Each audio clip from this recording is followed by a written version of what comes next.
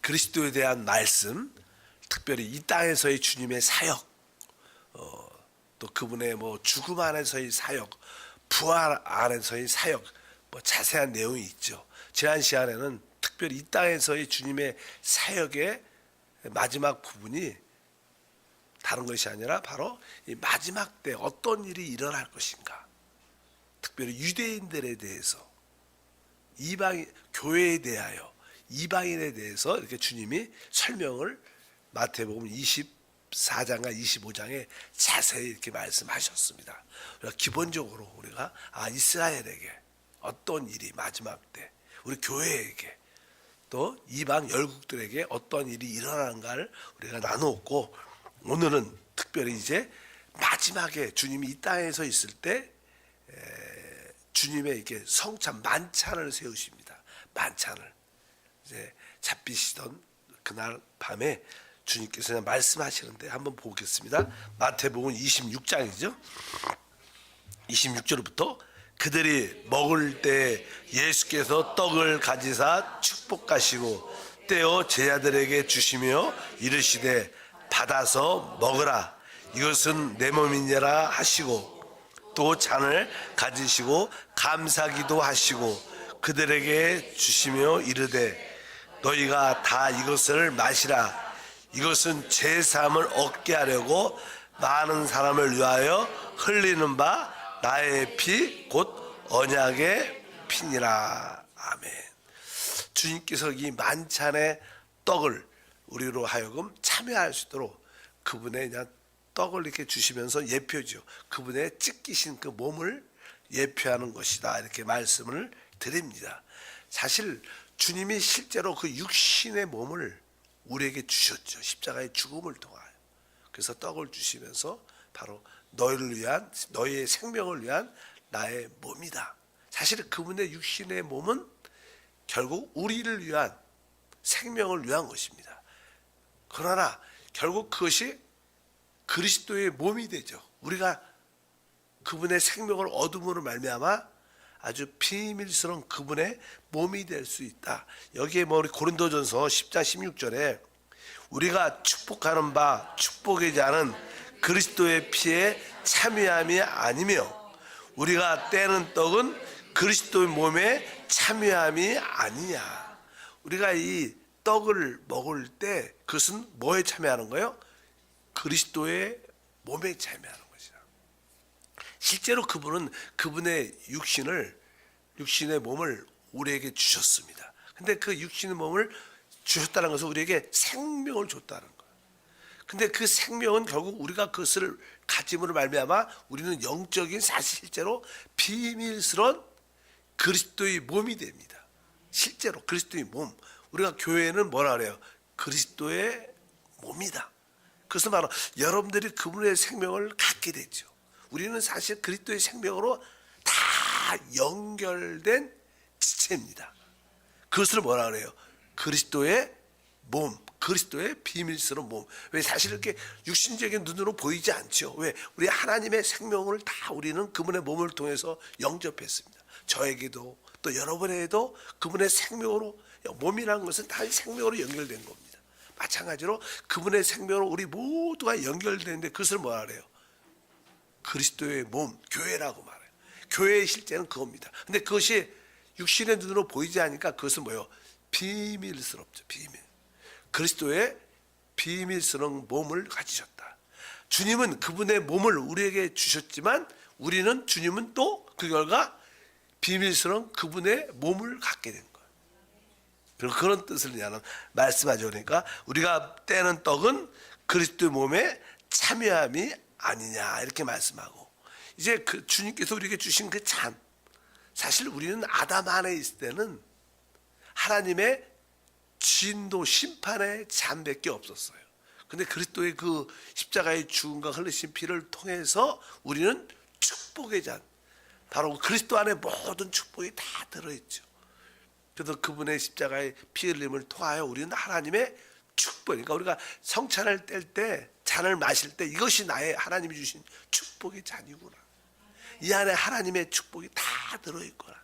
그리스도의 축복이 다 들어있구나. 그래서 주님은 마지막 때 이 만찬을 세우는 그런 말씀이 기록되어 있습니다. 그리고 사실 주님이 이 땅에서의 사역의 핵심은 그분은 바로 우리에게 그분의 생명을 주기 위한 것이다.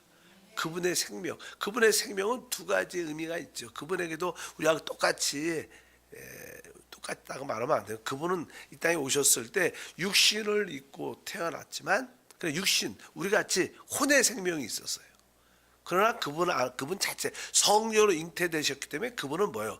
조엘하는 하나님의 생명을 갖고 계셨습니다.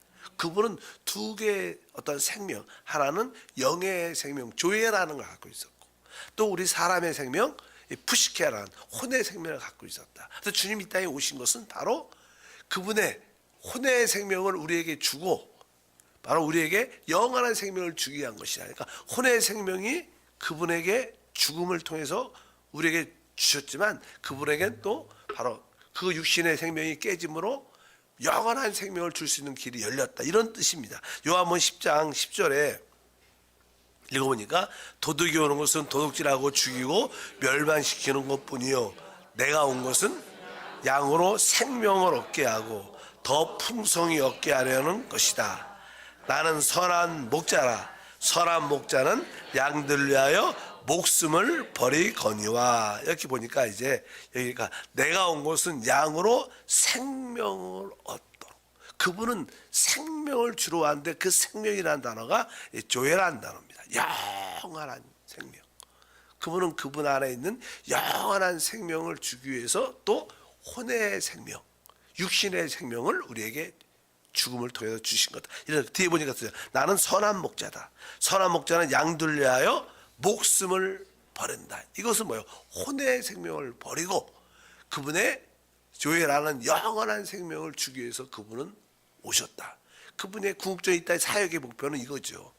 바로 그분의 혼의 생명을 끝내고 바로 그 안에 있는 영의 생명을 주기 위한 것이다. 그래서 우리도 이제 주 예수를 믿으면 하나님의 그 조엘하는 영원한 생명을 영 안에 소유합니다. 근데 이 영 안에 있는 생명의 놀라운 역사를 체험하려면 결국 뭐예요? 우리도 혼의 생명이 죽어야 되죠. 그래서 주님이 나를 따르려면 자기를 부인하라. 이것은 항상 뭐예요? 혼의 생명을 부인하라. 자기를 부인할 때 우리 안에는 뭐예요? 영의 생명, 영원한 생명이 누려진다는 거예요. 왜? 이 혼은요 오염되어 있습니다. 보이세요? 사단에 오염되어 있는 거예요. 바로 우리 육신도 뭐예요? 원래 몸을 창조했지만 선악과를 받아들임으로 말미암아 우리의 육체가 됐죠. 육신 안에 육신의 정욕, 또 이 안목의 정욕, 이 세상의 자랑이라는 것이 바로 우리 육신과 우리 혼 안에 꽉 차 있기 때문에 우리 안에 영접된 생명을 누리려면 우리는 우리 자신의 생명을 부인해야 돼요. 그러니까 우리가 이 땅에서 나의 즐거움을 포기하면 다음 시대에서 영원한 즐거움을 얻을 것입니다. 반대로 이 땅에서 나의 즐거움만 산다면 우리는 다음 시대에 즐거움 대신 어떠한 어려움을 겪게 될 것이다. 이렇게 늘 말씀하는 것처럼 주님도 역시 이 땅에 오셔서 그분의 혼의 생명을 우리에게 주시고 그 혼의 생명을 버리시고 결국 그분은 우리에게 원하시는 영의 생명을 주신 줄 믿습니다. 그것이 주님의 주된 사역이었다. 두 번째로 이제 우리 주님은 죽으셨어요. 죽음 안에서는 많은 일들이 일어났습니다. 우리는 뭐 예수님 십자가에서 죽으셨다 이걸로 끝날 수 있지만 그 죽음 안에 많은 일들이 일어났습니다. 그래서 주님의 죽음 안에서의 그 사역의 의미가 무엇인가? 에베소서 5장 2절에 보면 이렇게 말씀합니다. 그리스도께서 너희를 사랑하신 것 같이 너희도 사랑 가운데서 행하라. 그는 우리를 위하여 자신을 버리사 향기로운 제물과 희생 제물로 하나님께 드리셨느니라. 이것은 우리 예수님의 십자가의 죽음, 그분이 하나님께 십자가에서 드리신 것을 설명합니다. 여기 보면 그는 우리를 위하여 자신을 버리사 향기로운 뭐요? 제물과 희생 제물로 하나님께 드리셨다. 여기 그러니까 향기로운 제물. 보통 우리가 제물, 하나님께 제물을 드릴 때 제물에는 두 가지 의미가 있어요. 하나는 제물, 일반적인 하나는 여기 보면 향기로운 제물, 또 하나는 희생 제물. 그러니까 이 향기로운 제물, 이것은 하나님과의 깊은 교통을 위한 겁니다. 하나님과의 관계의 누림을 위한 거. 우리가 하나님과 교통한다, 기도한다. 그래서 뭐 하나님을 누리는 거죠. 우리가 기도한다는 것은 다른 뜻이 아니라 바로 하나님과의 누림을 체험하는 겁니다. 그럴 때 나는 주님은 자기가 죽으신 이유가 바로 하나님과의 향기로운 교통을 위한 것일 뿐만 아니라 뒤에 보니까 뭐예요? 희생 제물로도. 희생은 뭐예요? 우리를 구속하기 위한. 그러니까 주님의 죽으심은 두 가지 의미가 하나님께 향기로운 제물이 되는 거고 또 한편적으로 우리를 구속하는 죽음이에요. 그러니까 우리가 하나님께 드려지는 제물은 두 가지가 있어요. 바로 그렇게 향기로운 교통의 회복과 또 하나는 뭐예요? 우리의 모든 허물과 죄로부터 나를 구속해달라는 그런 관계의 회복이 바로 우리 주님의 실제인 줄 믿습니다. 그래서 여기서 하나님께 들으셨다. 죽음 안에는 그런 두 가지 의미. 그리스도의 죽음은 하나님께 향기로운 교통이 되는구나. 하나님이 기뻐하는 교제가 되는구나. 한편적으로 우리를 뭐예요? 구속하신 죽음이었구나. 그러니까 하나님께 향기로운 제물과 바로 우리의 희생 제물로 그분이 죽으셨다고 말씀합니다. 이 바울 같은 경우에는 항상 이런 두 가지, 하나님께 그리스도가 향기로운 제물일 뿐 아니라 우리의 희생 제물, 그분이 나를 위해서 죽으셨다. 그러니까 신앙이 이렇게 어느 날 성령께서 우리 가운데 찾아오시면 사도 바울처럼 나를 사랑하사 나를 위하여 자기 몸을 버리신 하나님의 아들을 믿는 믿음이다. 우리가 갈라디아서 2장 20절 말씀을 잘 알죠. 그리스도께서 내가 그리스도와 함께 십자가에 못 박혀 죽었다. 그러니까 그리스도라는 단어는 주로 하나님 관점에서 쓴 거예요. 하나님의 뜻과 목적을 이루시는 분. 이런 관점은 그리스도를 씁니다. 대부분. 그러니까 그분은 하나님의 뜻과 목적을 이루기 위해서 모든 일을 행하셨습니다. 그런데 그분의 주된 목적은 바로 우리에게 생명을 주는 거죠. 영원한 생명. 그 생명과 관련된 단어는 뭐예요? 하나님의 아들입니다. 그래서 우리가 갈라디아서 나를 사랑하사 나를 위하여 자기 몸을 버리신 하나님의 아들을 믿는 믿음 안에서 사는 것이다. 이렇게 말합니다. 항상 그러니까 하나님의 아들 이런 단어가 들어가면 그분의 생명과 관련된 거고 그리스도라는 뜻은 바로 하나님의 뜻과 목적을 성취하는 분이라는 그런 의미. 우리가 베드로가 고백하죠. 주는 그리스도시요. 그 뜻은 뭐예요? 하나님의 뜻과 목적을 이루기 위해서 오신 분이라는 거예요. 하나님의 뜻과 목적을 완성하신 분. 또 한편적으로 뭐예요? 살아계신 하나님의 아들. 그분은 또한 우리에게 뭐예요? 영원한 생명을 주기도 오셨다는 거예요. 그러니까 그리스도와 하나님의 아들은 그런 관점이 있다. 그래서 어느 때는 그리스도라고 표현하고 어느 때는 하나님의 아들을 믿는다고 표현하는 이유가 그런 차이가 있다. 이렇게 말씀을 하시면 됩니다. 결국 그것은 십자가의 그리스도의 죽음은 뭐예요? 교회를 얻기 위한 것이고 교회를 위한 것인 줄 믿습니다. 에베소서 5장 25절에 보니까 남편들아 아내 사랑하기를 그리스도께서 교회를 사랑하시고 그 교회를 위하여 자신을 주신같이 하라. 그러니까 주님께서 십자가의 그 죽으심의 의미는 바로 무엇을 교회를 위하여 주신 겁니다. 교회를 위해서. 교회라는 것은 늘 말하죠. 개인적인 개념이 아니라 뭐예요? 우리 구속받은 우리 모두 하나된 개념으로.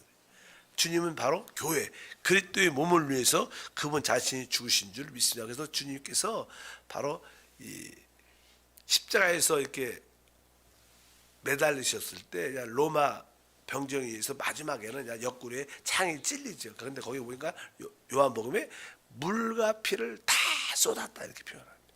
그러니까 이 물이라는 것은 그 생명을 의미하는 거고 피는 구속을 위하고 그러니까 그분의 십자가의 죽음은 우리를 구속하기 위한 것이요 우리에게 뭐예요? 생명을 분배하기 위한 것이다. 십자가의 죽음은 딱 두 가지. 바로 그분의 우리의 죄를 구속할 뿐만 아니라 그 결과 우리가 그분의 생명을 얻도록. 우리는 일반적으로 그냥 이렇게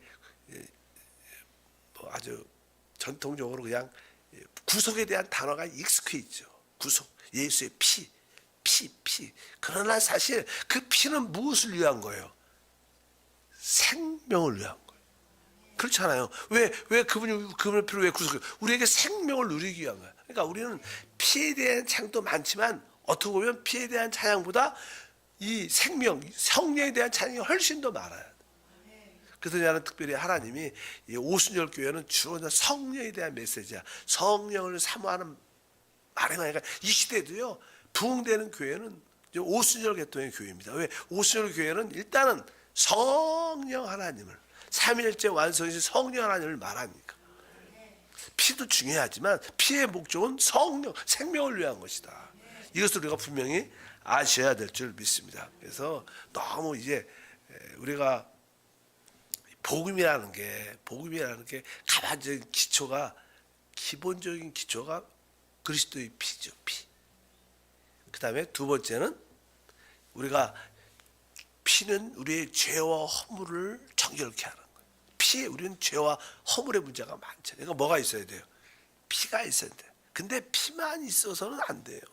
왜? 우리는 또 뭐가, 밖으로 죄도 있지만 우리는 죄 자체인 육신을 갖고 있어요. 육신. 그러니까 이 육신이 끝나려면 뭐가 있어야 돼요? 십자가가 있어야 되는 거예요. 그래서 육신의 십자가가 그 중요한 거예요. 십자가. 항상 피와 십자가가 있어야 돼요. 십자가의 끝남이 있으면 뭐가 나와요? 그 다음에 성령이 있는 거예요. 그래서 우리에게 되게 중요한 단어는 바로 피와, 대부분 피를 강조하지만 피와 뭐예요? 육신을 끝내는 십자가가 있어야 돼요. 그 결과는 성령이 있는데 그 성령의 역사가 교회예요. 교회. 그래서 항상 나의 신앙이 피를 통과하고 십자가를 지고 그 다음에 그 결과 성령을 따라 달 수 있기, 이것이 사실 신앙의 기본적인 핵심인 줄 믿습니다. 그래서 피를 넘어 육신을 끝내는 십자가를 붙잡아야 된다. 그 결과 성령을 따라 살 수 있게 될 줄 믿습니다.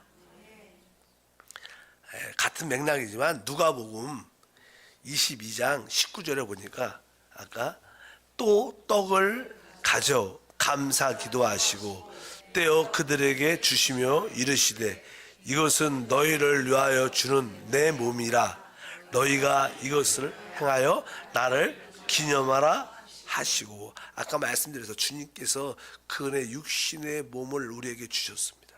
자기 몸을 바로 십자가에서 깨어짐으로 우리에게 주셨는데 그분의 육신의 몸은 우리를 위해서 죽으셨지만 그 결과 그분은 비밀스러운 그리스도의 몸을 얻으셨다. 그래서 교회를 뭐라 그래? 그리스도의 몸이다. 되게 그렇게 강조하죠. 이 몸은 누굴 위한 거예요? 그분을 위한 거예요. 그분을. 그러니까 그분의 육신은 우리를 위한 것이지만 그리스도의 몸인 교회는 누굴 위한 거예요? 그분을 위한 것이다. 그럴 때 그분이 나타나고 표현되고 행사할 수 있는 영역이 있는 거예요. 그게 하나님의 뜻인 줄 믿습니다. 로마서 12장 5절에 이렇게 말하죠.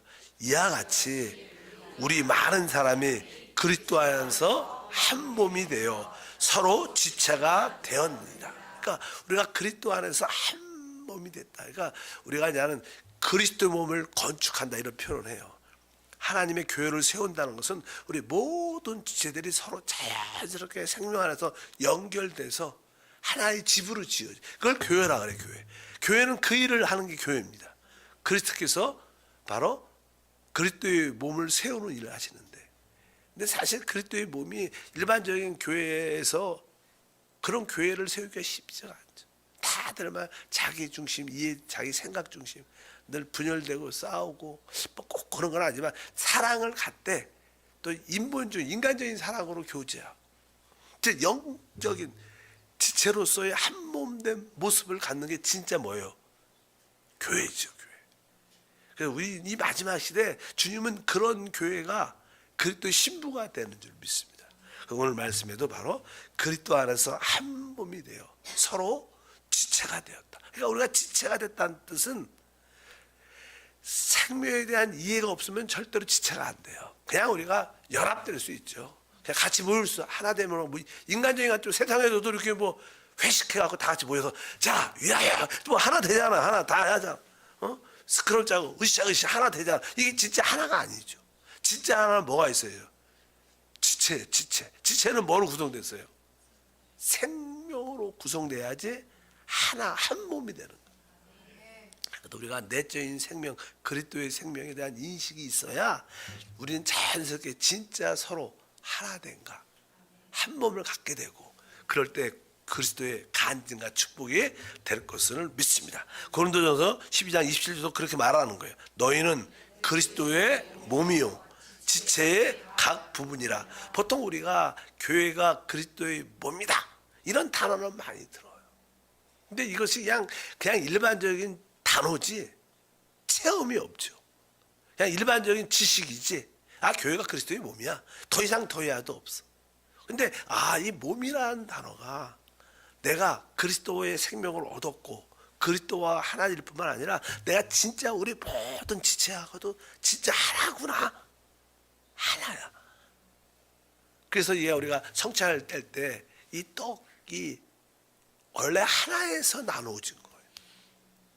바로 우리가 부분적으로 우리가 떡을 먹지만 사실 주님의 사랑도 깨닫고 다시 오심도 믿지만 우리 모두가 뭐라는 거예요? 하나입니다.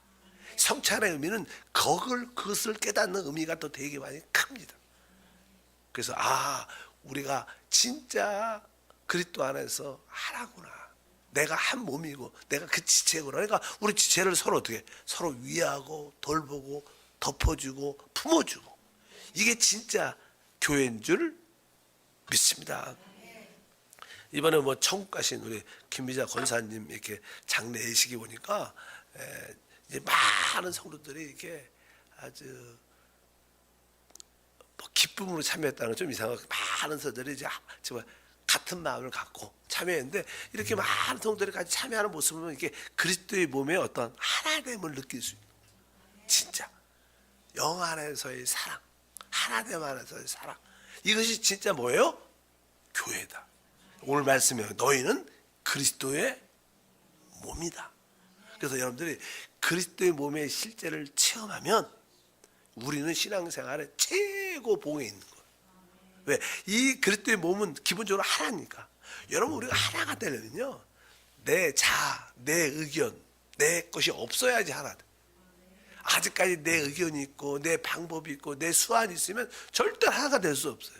진짜 내가 끝나야 하나가 될 수 있는데, 그러니까 그리스도의 몸에 대한 이해와 체험을 갖게 되면 진짜 최고의 신앙, 이것은 뭐예요? 주님과의 하나를 넘어서 우리 모든 지체의 하나됨, 이것이 뭐예요? 그리스도의 사역의 핵심입니다. 그래서 그것을 우리가 정확하게 뭐라 그러냐면 교회라고 해요. 하나님은 교회를 통하여 그리스도를 표현합니다. 그리스도를 나타냅니다. 하나님은 교회를 통해서 사단을 끝내고 하나님 나라를 이 땅에 가져옵니다. 그래서 이 마지막 때 그런 교회가 필요하다. 거룩하신 하나님 감사합니다. 다시 한번 주님께서 행하신 놀라운 구속의 사역의 의미와 목적과 결과를 우리 모두가 보고 가질 수 있도록 은혜를 더하여 주옵소서.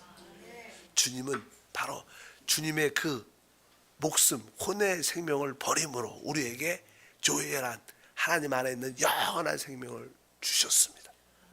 이제 우리 안에도 성령으로 거듭난 영, 생명이 있으면 감사합니다. 그 생명을 따라 살 때 우리 모든 지체와 하나됨을 느낄 수 있고 체험할 수 있고 주님과 한 영을 체험합니다. 그럴 때 우리 모두는 교회가 되고 그 교회를 통하여 하나님의 뜻을 이 땅에서 이루심을 믿습니다. 오늘도 성령으로 충만케 하옵소서. 주 예수 이름으로 기도합나이다. 아멘. 하늘에 계신 우리 아버지여, 이름이 거룩히 여김을 받으시오며 나라가 임하시오며 뜻이 하늘에서 이루어진 것 같이 땅에서도 이루어지리라. 오늘 우리에게 일용할 양식을 주시옵고 우리가 우리에게 죄 지은 자를 사하여 준 것 같이 우리의 죄를 사하여 주시옵고 우리를 시험에 들게 하지 마시옵고 다만 악에서 구하시옵소서. 나라와 권세와 영광이 아버지께 영원히 싸움나이다.